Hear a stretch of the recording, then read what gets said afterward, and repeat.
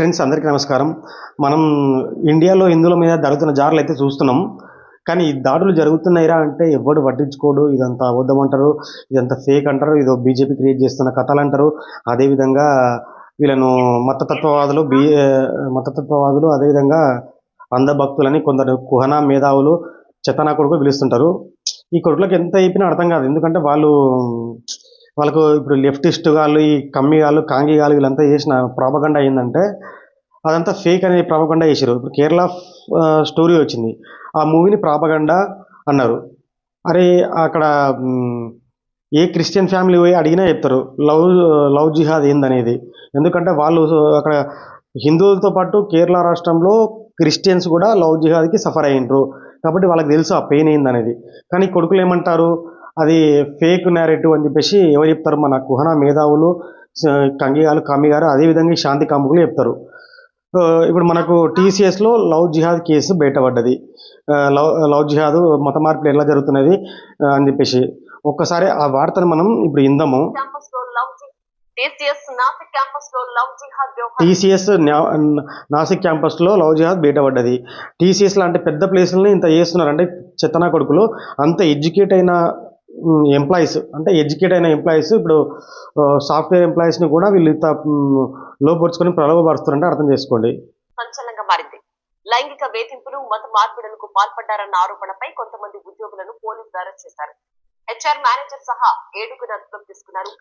చూసిన కదా, లవ్ జిహాద్ ఫేక్ అనే కొడుకులకు ఈ మన టీసీఎస్ నాసిక్ ఒక ఉదాహరణ. ఇట్లాంటివి ఎన్నో జరిగినాయి.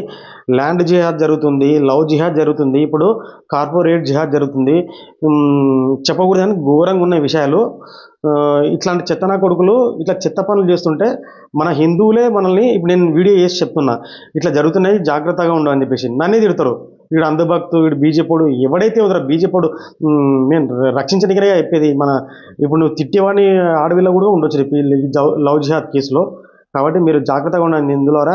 ఇట్లాంటి చెత్తనా కొడుకులు ఎన్నో చేస్తున్నారు. ఇప్పటికైనా మన హిందువులో మేల్కోకపోతే ఈ చెత్తనా కొడుకుల వల్ల, ఈ లవ్ జిహాద్ గాళ్ళ వల్ల, ఈ శాంతి కాముకుల వల్ల ఎంతో నష్టపోయాం. ఒక 800 ఏళ్ళ నుంచి నష్టపోతూనే ఉన్నాం. మళ్ళీ ఇప్పుడు ప్రాపగండా చేస్తున్నారు అని చెప్పేసి చెప్తున్నారు. చేసేది వాళ్ళు విక్టిమ్ రోల్ మళ్ళీ వాళ్ళే పాత్ర పోషిస్తారు. మేము విక్టిమ్ లాగా వాళ్ళు క్రియేట్ చేసుకుంటారు. కానీ విక్టిమ్స్ వాళ్ళు కాదు, హిందువులు విక్టిమ్స్ ఇక్కడ. కాబట్టి ఒకసారి ఆలోచించండి. మీరు జాబ్ చేసే దగ్గర చాలా జాగ్రత్తగా ఉండండి. ఏమన్నా ఇట్లాంటి శాంతి కాముకులు గాడు వస్తే చప్పకెట్టి కొట్టండి. అప్పుడే నీతో ఫ్రెండ్షిప్ అక్కర్లేదురా అని చెప్పేసి చెప్పండి. ఎందుకంటే ఇప్పుడు ఇక్కడ ఇంకోటి జరుగుతుంది ఏంటంటే, ఇప్పుడు హెచ్ఆర్ వాళ్ళు ఎవడన్నా శాంతి కామికుడు ఉన్నాడు అనుకో, ఆ మతానికి సంబంధించిన వాడు ఉంటాడు. వాడు ఏం చేస్తాడంటే కింద ఉండే ఎంప్లాయీ హిందువు అయితే ఆ ఎంప్లాయీని ఎదగకుండా చేస్తున్నాడు. ఒకవేళ ఎదగాలంటే ఇట్లా చెయ్యి, ఇట్లా మా మతాన్ని పాటించు, లేకపోతే ఇట్లా అని చెప్పేసి వాళ్ళని టిల్ట్ చేస్తున్నాడు. అంటే నిజంగా నాకు ప్రమోషన్ వస్తుందేమో అనే ఉద్దేశంలో వీళ్ళు కూడా వాళ్ళు చెప్పిన మాటలు వినే స్థాయికి వెళ్తున్నారు. కాబట్టి ఒకసారి ఆలోచించుకోండి హిందువులారా.